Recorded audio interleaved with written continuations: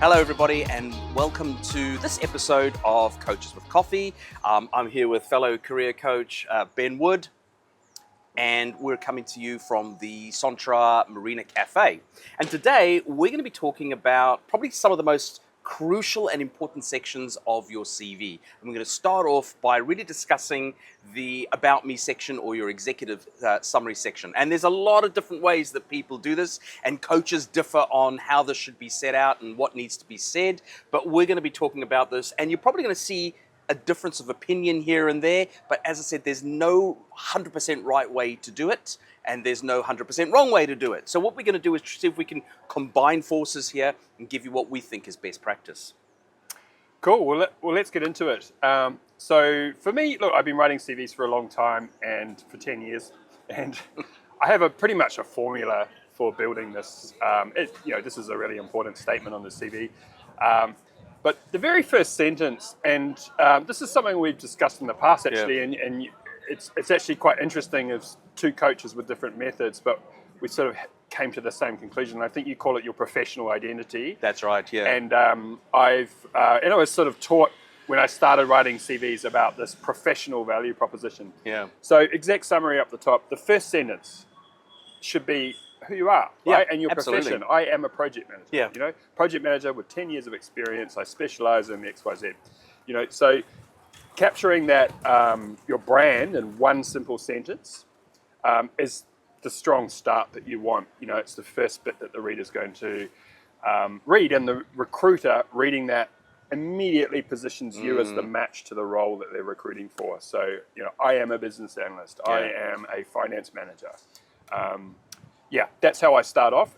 And then I guess the rest of what you put in that paragraph. Well, first of all, what does it look like? How big is your summary? Oh, look, I say the sweet spot for a summary is typically around about 2 paragraphs, probably about 5 to 6 lines each, but definitely should start off by saying the I am statement, because the reader wants to wrap their head around what are you right from the very beginning. And if you own that with an I am a statement, I think that really kind of frames the rest of that, because this is kind of your personal branding statement. I like what you said earlier on about, saying with 10 years experience, because that also frames how long you've been doing what you have been doing. I think that's really, really important.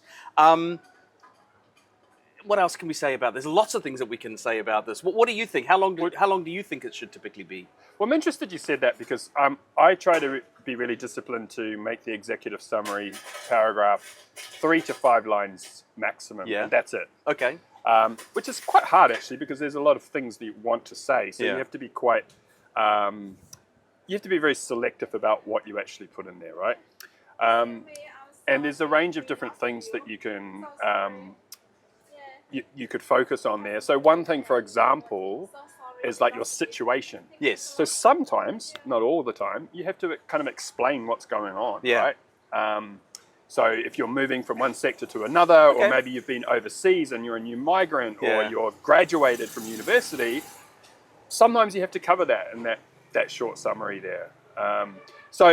There's a lot of, it depends of terms of what you'd put in there, but I try to be really disciplined in like 3 to 5 lines maximum for that statement at the top. One of the reasons I do that is I really think, when a recruiter opens up the document and it's number 78 they've looked at, they want the visual appeal, having an immediate visual appeal that it's not going to be hard work to read your document. 100%. People have these really long paragraphs of text and big blocks of text and different fonts and things are mixed up. Then I think immediately, because the recruiter does this constantly, it's like, this is going to be a chore. This is one of those CVs, That's right. I've got to interpret this. And And also I say, in this particular statement, write like you talk. It's not a demonstration of how well you speak the English language. If you read your statement aloud and you go, would I sound like this? Or does this not really come across as me? I prefer using a more conversational tone, but still keeping it professional. One of the things that I find that you really want to kind of combat in this particular section is what I call the so what factor. Because at the end of the day, and it's a harsh thing to say, and people might have heard me say this before, but organizations don't care about you. as much as they care about what you can do for them. So this statement really needs to say, I am this is how long I've been doing it, and then maybe focus on the challenges that you help organizations overcome, but most importantly, the value that you can bring to an organization. Because organizations want to know, what's in it for us? How can you make us better? So focus on those problems you can help them overcome, focus on those outcomes that you can help them achieve, because what you're really doing is not necessarily selling your skills and experience as much as you're selling your value. And that's really what you've got to really understand, because if you don't understand what value you bring to the table, you're underselling yourself half the time. Yeah, couldn't agree more. And articulating that problem that you solve for people, or that value that you bring, doing that in that first paragraph, doing that early is really important, isn't it? And what we're talking about, I think, in different ways, is creating a valuable brand. That's it. 100%. And valuable brands are narrow and specific, right? Yeah. So a classic thing I always used to get talking to people in the tech industry, and particularly people who might have been out of work for a little while, is, I'm looking for a job as a business analyst or a project manager or a tester. Yeah. That's not valuable to anyone. I was going to ask you about that. What did you think of that? People saying my objective is to now gain employment in this particular field. I don't like that. Yeah, I'm the same. Yeah, I don't like that one. Yeah. I think sometimes you do have to explain your situation. So you might have a sentence in there like seeking a role with a company in the energy sector or something like that. So your objective matches what they offer. Yeah. But people just get to, it's a waste of space. I think so. It's a waste of space. Yeah, I think so as well. And that is one principle I think is really important.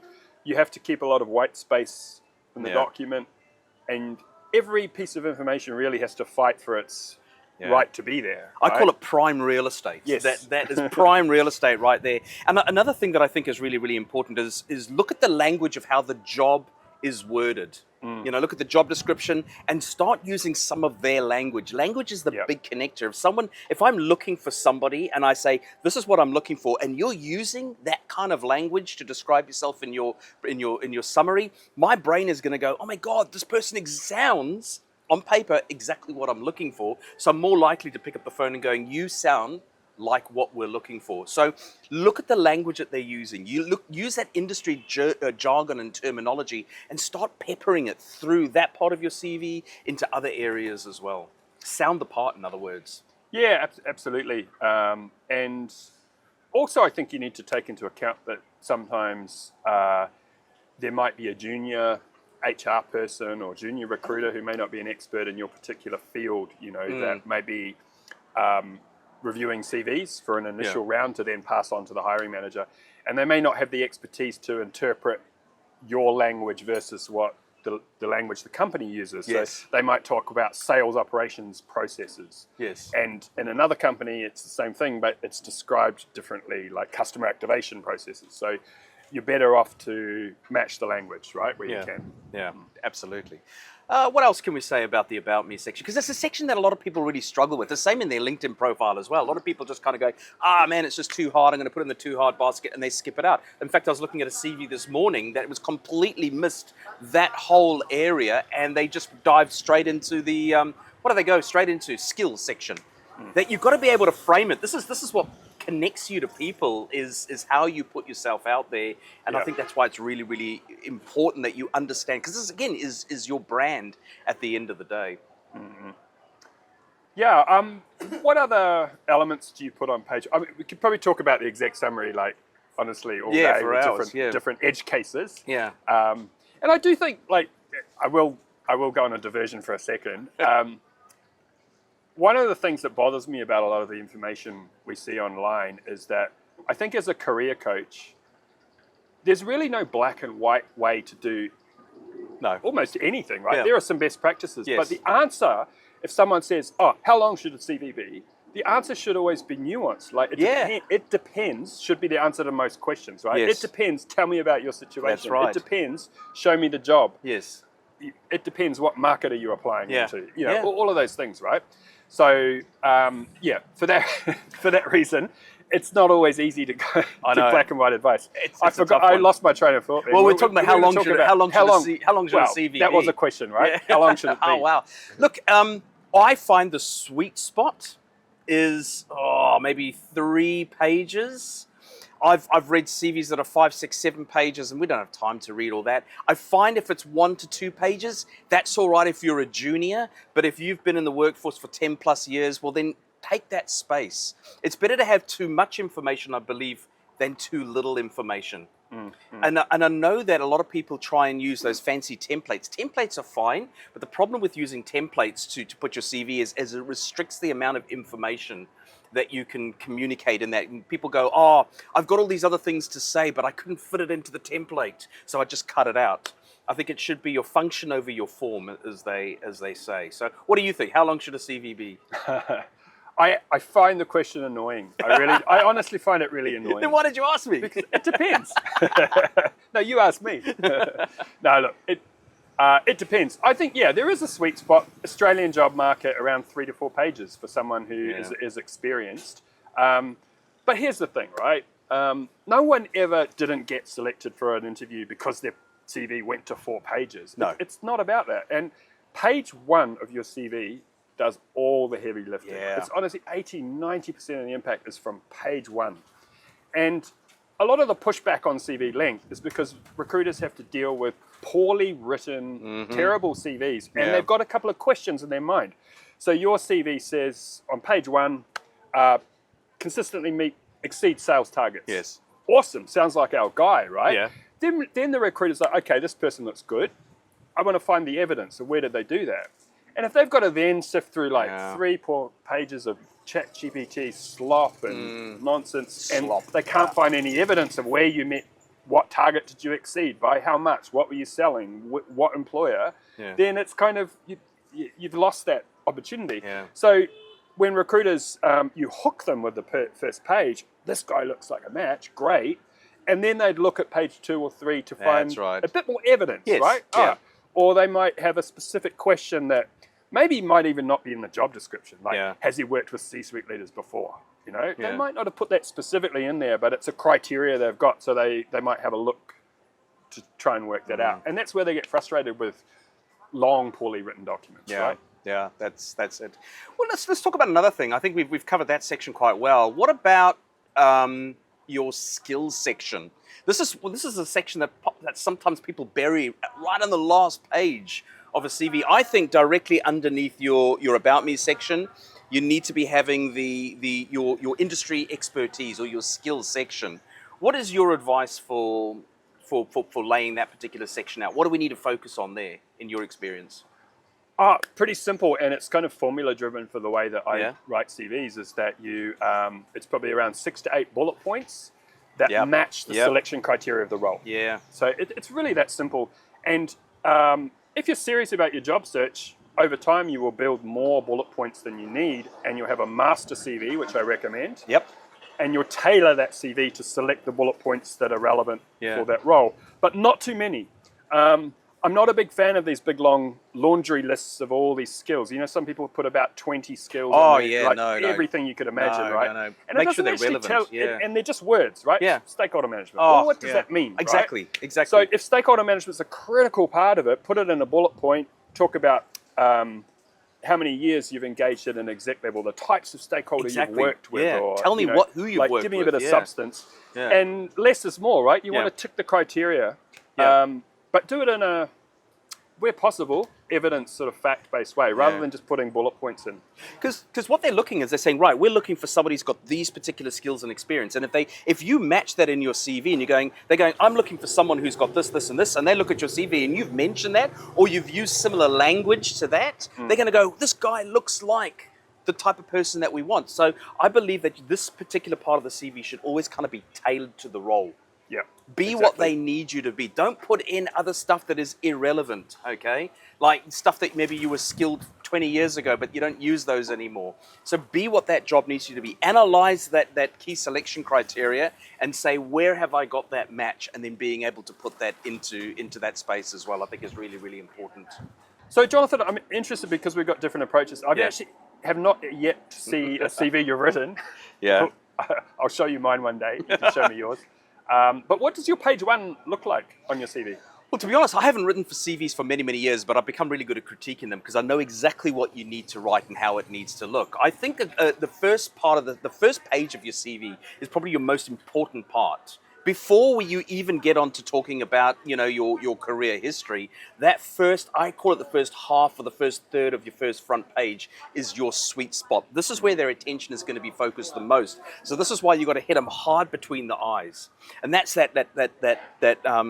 that first of all, the About Me section, then going into your skills section, and then depending on where you are at in your career, if you've less than 5 years, I would put your education section in there. If you're more than 5 years, I'd probably bump the education section towards the end of the CV. But I find that that's kind of the sweet spot for that part there. Yeah, that's typically how I would do it, because that's where their attention is going to be the most focused, and then it might deplete as they go through various other parts of your CV. And a recruiter kind of scans CVs. They don't really read them. It takes about 10 to 15 seconds, and boom, that is where their attention is going to be focused. Once you sound the part from that sweet spot in the front page, then they may go and read through it more if they're thinking this sounds like the person or looks like the person that we're seeking right now. Yeah, absolutely. A term I use quite a lot to talk about page one is top of the fold, right? Yeah. So if you were to take your CV, print page one out, fold it in half like a newspaper on a stand, the top half of page one should get you an interview. Yes. It honestly should. It should have the details in there that qualify you for an interview. Yeah. If it doesn't, I think you've got a problem, right? Yeah. So it should talk about your personal identity, as you put it, your professional identity. That's right. Yeah. But that pitch. What's your value proposition for being, I don't know, a finance analyst in the banking sector? So it should have your key credentials there. Yeah. I like what you say too, and again, it comes back to it depends, doesn't it? It always depends. If you're fairly early career, your education is relevant, right? If you're a graduate, it's extremely relevant. So it goes absolutely. on page one, right right? on front. Yeah. As your career moves on, you wouldn't include that section on page one because there's more valuable real estate, right? Yes. Yeah. What about another section I think that we can talk about really is around achievements.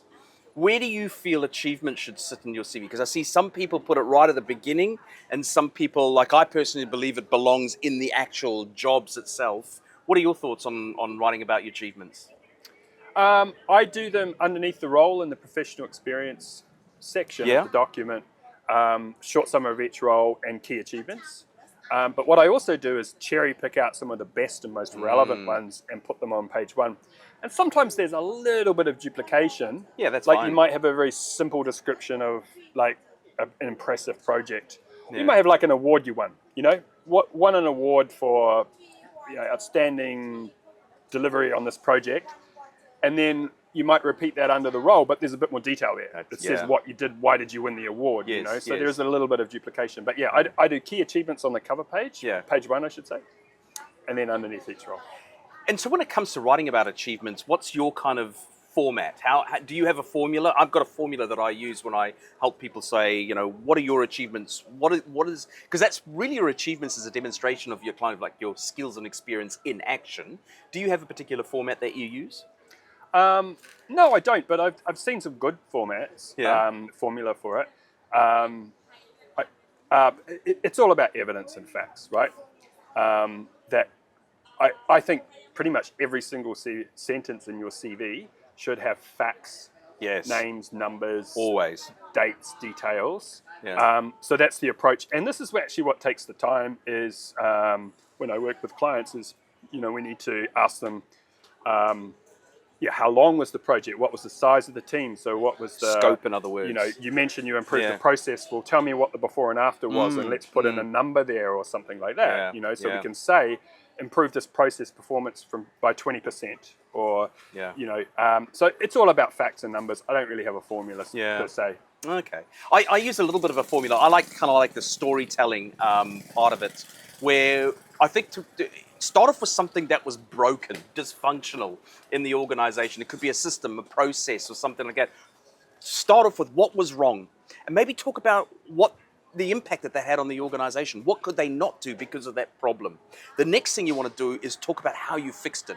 Well, first I did this, then I did this, and then I did that. So take them through that process. And lastly, I think this is the most important thing, talk about the impact. What was the outcome? What can the organization do now that they couldn't do before you fix that problem? And that's where you can start putting in, quantifiables. Like when you think about it, and it might be a little bit different in government, but in commercial or the the private sector, people want to know, did you make us money? Did you save us money? Did you improve a system or a process that allows us to better deliver our products and services? And if you can talk to those aspects there, your value goes up, because you want somebody reading that to go, wow, I would love that person to come into my organization and fix these same problems that we're having right now. And I think that's how you really start communicating your value. Yeah, I agree. And there are some, achievements, particularly I find in the sales, sales account management, some other professions as well. The metrics, the measures are very simple. Yeah. They're there in black and white. You have a target, right? So if you're a account manager, for example, every role should have. We want to put the highlights in. We're not going to put the lowlights in. Yeah. But if you did do it very well, every single role is going to have a description of customer retention or account growth or key deals won or sales targets and a percentage of how you did. And it's not about being perfect. No. But that's a pretty consistent formula. But I hear what you're saying too about the particular problem. That sounds like a fairly long point. So you writing like 2-3 lines to sort of describe this, or a paragraph even? Or? I'm sometimes doing a paragraph. I try and tweak the wording so it doesn't go on for too long. Right. Sometimes, as long as you're saying what was broken, how did you fix it, what was the impact, I think that would, even if you write one sentence for each of those, if you're worried about it getting too long. And I think talking about the problem puts the achievement into context. They want to know, how did you make things better for the organization? Now, obviously, if that pushes your CV into like 5+ pages, it's probably not the best way to go for it. So you might want to tweak that particular section then there. But I think achievements, especially in your most recent roles, is absolutely critical. Yeah. I try to be pretty disciplined around 3 lines maximum per bullet point per achievement. And it kind of actually forces you to be really concise. Yeah. And I think you do have to steer clients sometimes away from, we're not conducting a job interview in the CV. No. You want to give enough information that it makes sense. Yeah. But we don't have to give all the context and background, right? No. We've got to be succinct, basically. That's it. Because your CV really has only one function, and that is to get that call. That's all it does. And once you've got that call, you kind of take over from the CV. I think it's just enough to whet their appetite for them to go, yeah, this person sounds like someone we can work with. They sound interesting, and then you take over once you get that call or you're in that interview.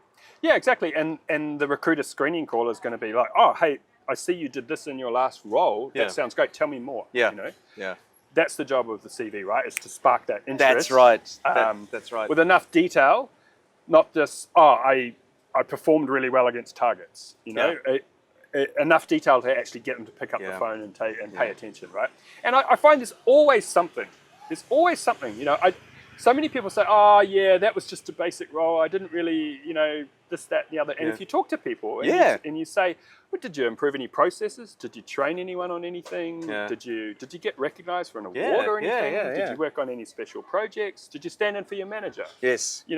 If you actually have a conversation with people, there's usually some things you can pick out of a role to show some highlights, right? But we're not there to like fluff out the CV. No, less is more sometimes. Yeah, less is more. Look, let's wrap up with one last topic quickly, and that is talking about your roles. What's kind of your thoughts on how we should talk about our career history? It depends. There we go again.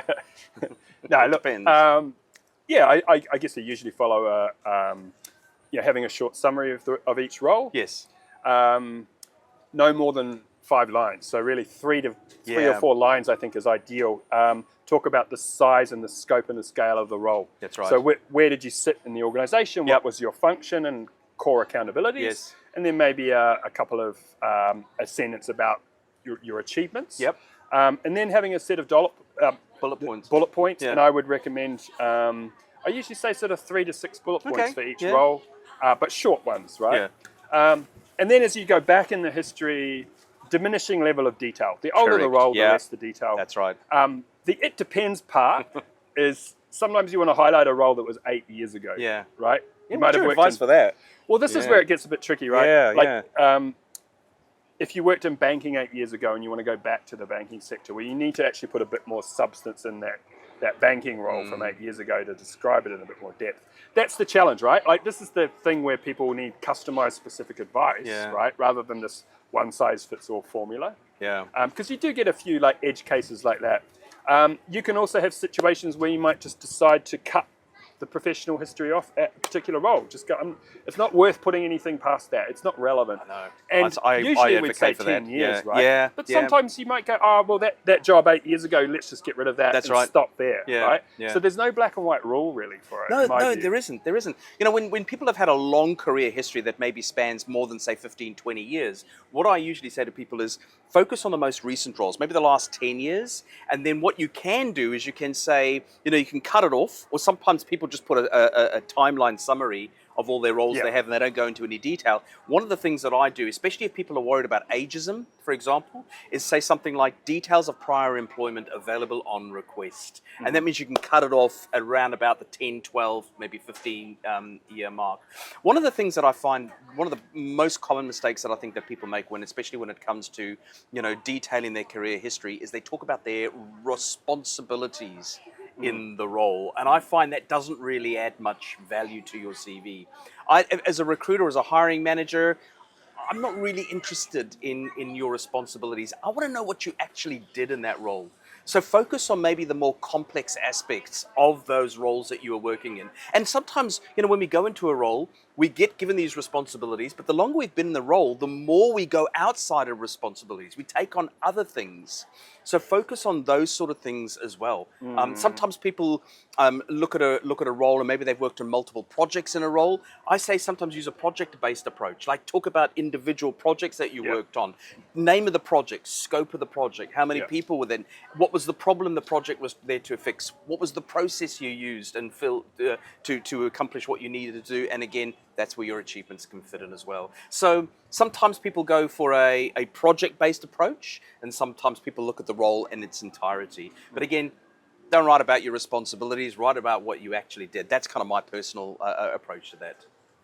Yeah, absolutely. And a lot of people waste a lot of space sort of stating the obvious, right? Yeah. If you're a project manager, we know that you made a Gantt chart and manage risks, actions and issues. Yes. You know, we know those basics. But yeah, you bring up a good point about if your work is project based, you should 100% have a history of your projects with those key parameters, like the length, was it on time, on budget? Yeah. What was the size of the team? What methodology did you use? I've got a nice little template for projects that I use in the CV.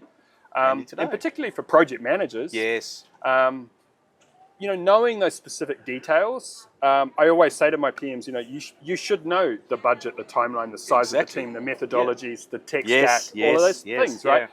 So it looks very precise and thorough, and I think it does also build confidence of, it immediately sort of gives readers an understanding of the type of project you did just by giving those parameters. And then talking about like project phases you might have worked on. So whether you worked end to end from business case to, you know, hypercare or handover, BAU handover, or whether you jumped in at a particular point. And the same goes for developers, BAs, you know, other types of project roles as well. One of the things that I think can really kind of help to create that alignment between the job that you're looking to go into and aligning it with where you've been is to use the language of the job that you want to go into. So look at the job description and say, right, how can I use their language to describe the roles that I've done? And that, again, that language is that big connector. So what you want to do is you want to go, hey, they've worded the job this way. I'm going to use some of those words to describe what I've already done in previous jobs, and use similar language, because that forms those connections. Yeah, it makes their brain go, oh, this is exactly what we're looking for. He's already done some of this already, and he's used the right language. Yeah, exactly right. All right. Well, I think we've covered that in great detail. I mean, we could talk about this for hours. But as you can see, it's a topic that we're very, very well versed in as coaching for the last decade and a bit. Yeah, hopefully you got some really good value out of this. If you need any more advice, hit either Ben or myself up. We're always happy to chat. Thanks a lot. Bye for now.